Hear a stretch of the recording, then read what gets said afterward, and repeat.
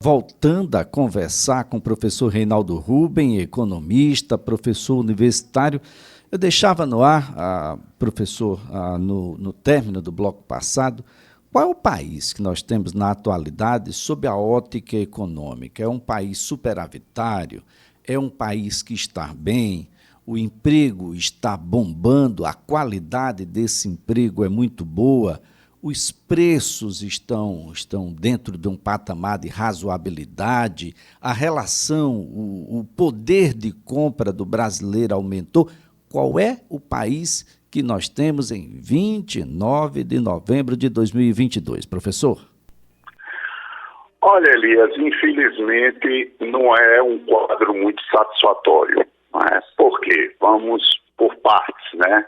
Do ponto de vista da inflação, a gente teve um respiro, né, a partir de junho desse ano na taxa de inflação, acumulamos aí 3 meses de deflação, mas em função de medidas que todos nós sabemos, medidas, né, de corte de ICMS, medidas, né,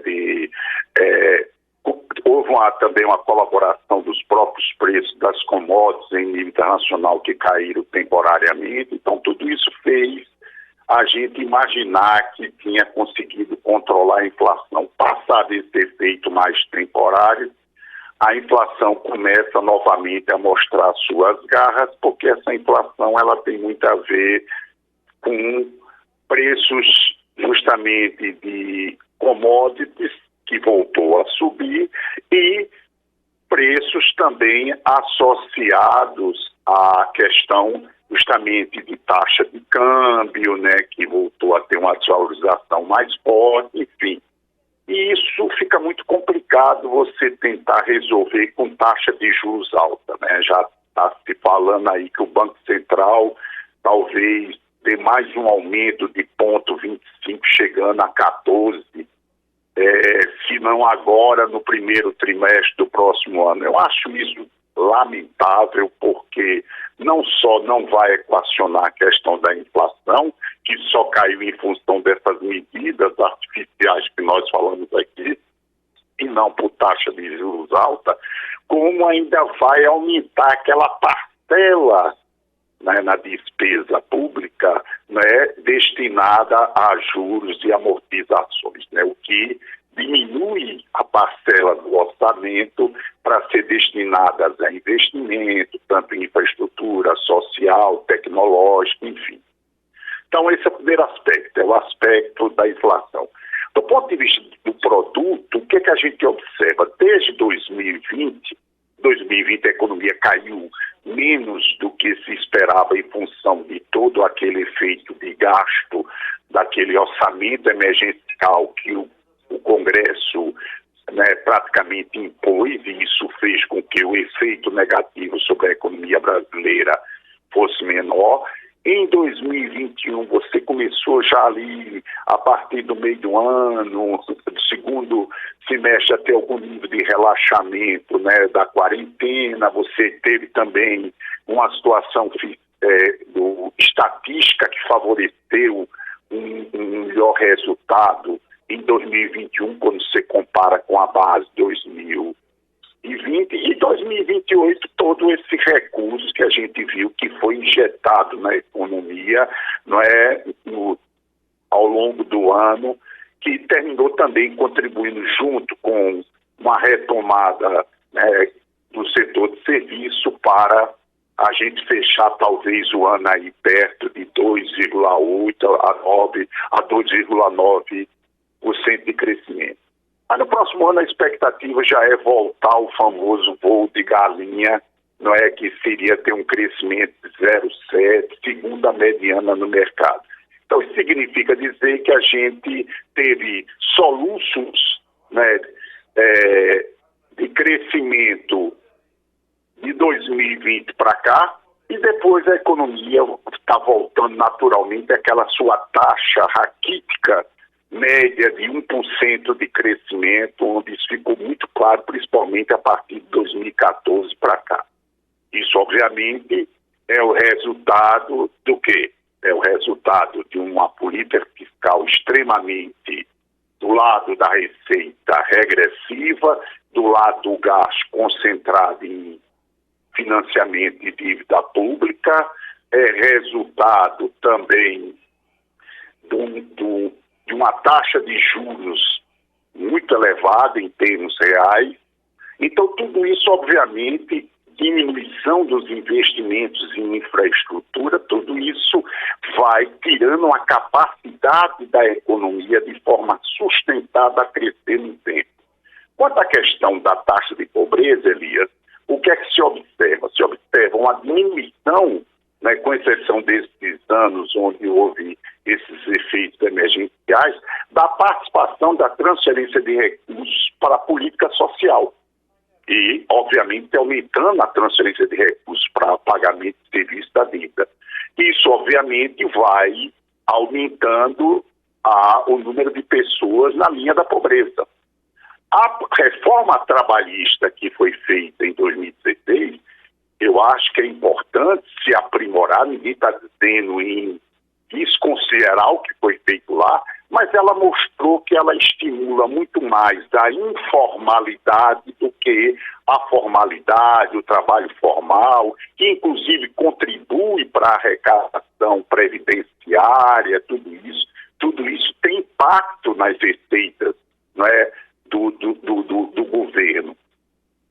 E o que é que nós temos hoje? Uma melhoria no mercado de trabalho, mas quando você abre os números, você vê praticamente um crescimento raquítico do emprego formal e o crescimento da informalidade, trabalho temporário. Isso também reflete nessa taxa de pobreza que a gente está vendo. Então veja que tem várias frentes que precisam ser repensadas para que a gente possa criar estruturalmente condições de ter um crescimento sustentável no tempo.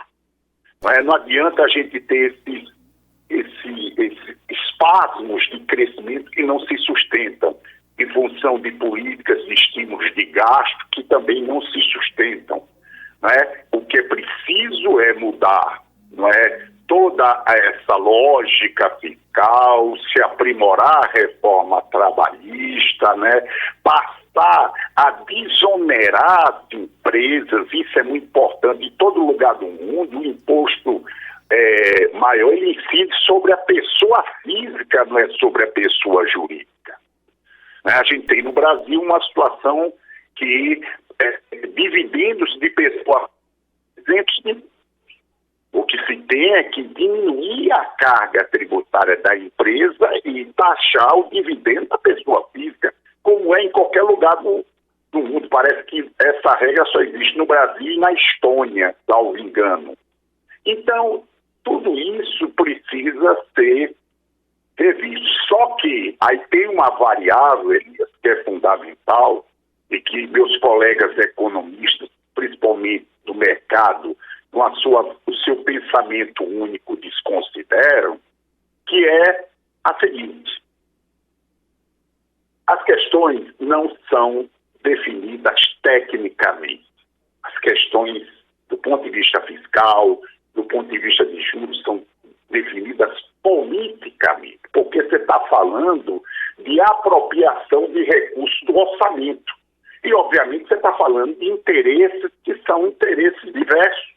E esses interesses refletem no Congresso, não é? A partir justamente dos lobbies, de toda a pressão, que lobby é uma coisa, no mundo existe isso, não é? Não estou falando aqui de nenhuma ilegalidade. O que eu estou falando é que, para que esse governo ele possa, de fato, cumprir essa agenda que ele está se propondo, ele vai ter que ter uma capacidade muito grande, não é, de negociar junto ao Congresso, não vai ser fácil, tentar justamente, né, mudar, não é, essa pauta, essa agenda. E a gente sabe que isso não é uma coisa fácil, mas eu não conheço na democracia um outro caminho senão o caminho da negociação política, da concertação política.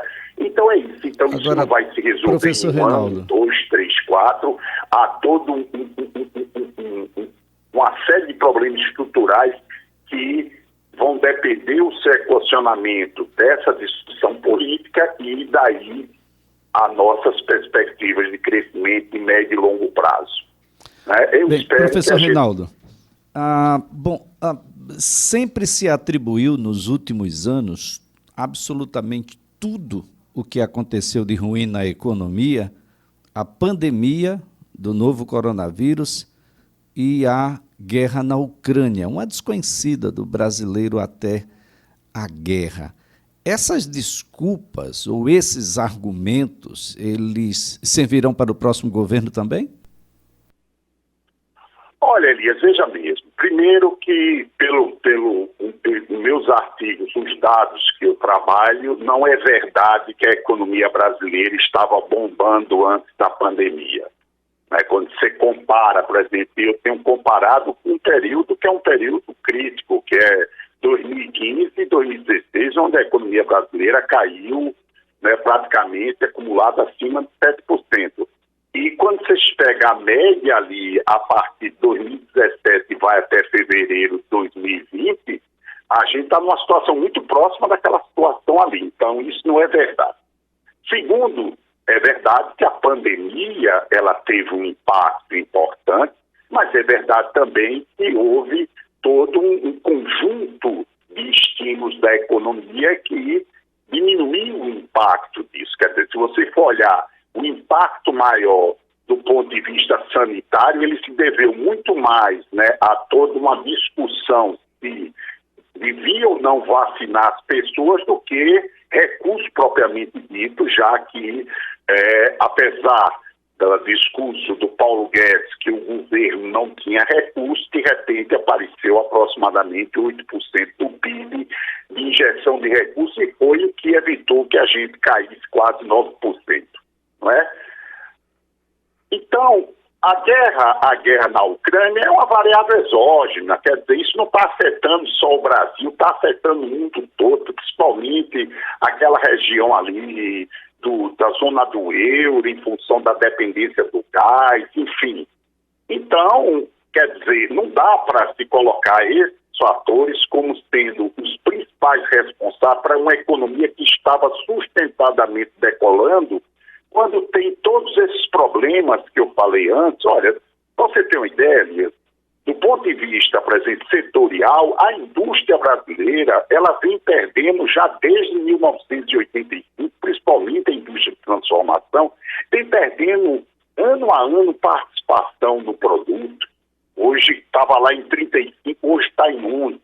A indústria ela tem um poder enorme de difundir, né, melhorias tecnológicas, inovação, gerar emprego de qualidade, né, gerar justamente esse efeito dinâmico da economia, seja demandando serviços de maior qualidade tecnológica, seja gerando recursos e capital produtivo para o setor do agronegócio.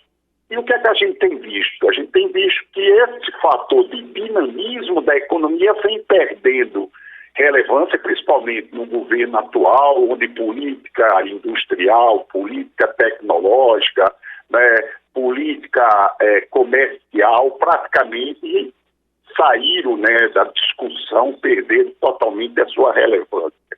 Né? Então, eu acho que tudo isso precisa ser resgatado, sob pena da gente continuar no eterno voo de galinha e com essa situação social extremamente precária, porque, afinal de contas, 68 milhões de pessoas na pobreza não é pouca gente, muita gente, e você sabe que o grosso disso se concentra no Nordeste, no Norte e Nordeste. É por isso que é fundamental se resgatar políticas de desenvolvimento regional. A gente não pode ver o Brasil como uma coisa homogênea. O Brasil é bem diferenciado na sua estrutura produtiva, na questão da distribuição da riqueza, e tudo isso tem que estar contemplado em políticas de desenvolvimento que busque, de fato, dar sustentabilidade ao crescimento dessa economia e o seu desenvolvimento. Muito bem, professor Reinaldo Ruben, a nossa gratidão pelas informações, essa aula de economia aqui, para a gente entender um pouquinho qual é o significado, de fato, dessa PEC, o que significam aí esses quase 200 bilhões de reais, mas que vai ser aí 175 bilhões fatiados em R$ 600 para milhões e milhões de brasileiros e brasileiras que vão, em regra, com esses R$ 600 para o consumo. E vai movimentar economias que são muito próprias ali, ninguém vai sair lá de Pindoba para comprar em São Paulo, não, vai comprar em Pindoba mesmo, tá? E isso significa movimentar a economia daquele pedaço ali do país, de modo a fazer com que, professor, isso termine gerando por lá fixação no lugar e não embaixo dos viadutos das grandes cidades. Isso pode significar uma pacificação maior do próprio país, com pessoas alimentadas, com pessoas minimamente alimentadas, porque tudo cresceu muito de preço, os supermercados estão aí para comprovar, é só olhar quanto custavam as coisas em 2019, quanto custa agora em 2022 o mesmo produto, e como o dinheiro perdeu valor, poder de compra, ou seja, é uma PEC que tem um aspecto social extremamente relevante, mas que traz, como tudo, um gasto e que pede para que não esteja dentro do teto. E é preciso a gente saiba onde é que a gente não está gastando tão bem, onde é que a gente pode gastar menos e gastar mais com as pessoas. As pessoas estão muito desprotegidas, professor. Ok, Elias, eu agradeço mais uma vez, né, participar desse programa que eu, na medida do possível, estou sempre acompanhando, porque você é um repórter de perguntas muito inteligentes e eu estou sempre à sua disposição. Forte abraço, meu amigo.